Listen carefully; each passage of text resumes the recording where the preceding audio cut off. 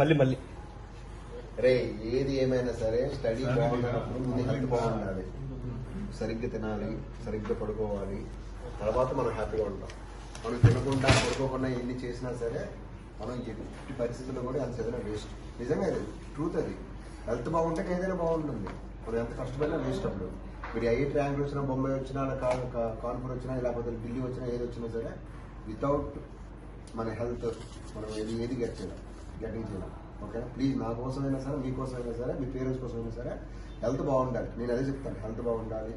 Exercise చేయండి, మంచి food తీసుకోండి, ప్రోటీన్ తాగండి, మంచి తినండి, టైం పడుకోండి, గొడవలు పడద్దు, ఏదైనా టేక్ ఈజీగా తీసుకోండి. ఎవరు వచ్చినా సాటిస్ఫై అవుతారో అవ్వకపోయినా సరే మన వర్క్ మనం చేసుకుంటూ పోవాలి. మీకు వచ్చిన 3 సార్లు బాగా యూజ్ చేసుకోండి. ఏపీఎస్ సార్ కానీ, టీఆర్పీ సార్ కానీ, గౌరవ సార్ కానీ, వాళ్ళ సార్స్ ఇంకెవరు ఉండరు. వాళ్ళు బాగా యూజ్ చేసుకోండి.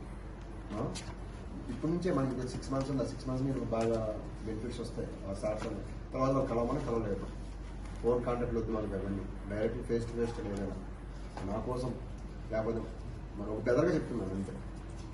లలిత్ టైం పాస్ చేయకి నువ్వు రిపోర్ట్స్ పెట్టు, అందరికి ఐఐటి రావాలరా.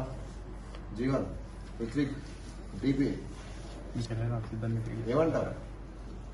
150 స్పీడ్ వేయడం కాదు, 150 మార్కులు అడ్వాన్స్ లో రావాలి. ఓకేనా? హర్షిత్ అర్థమైంది అంటే వినపడుతుందా? సరేనా? చండి హెల్త్ జాగ్రత్త. వస్తారు కదా ఆడదాం.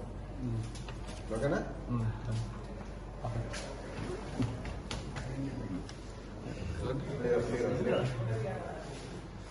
స్నానం చేసావా?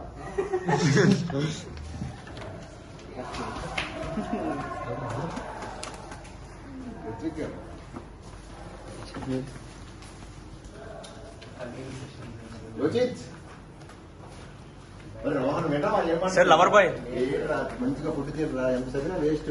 వితౌట్ మనం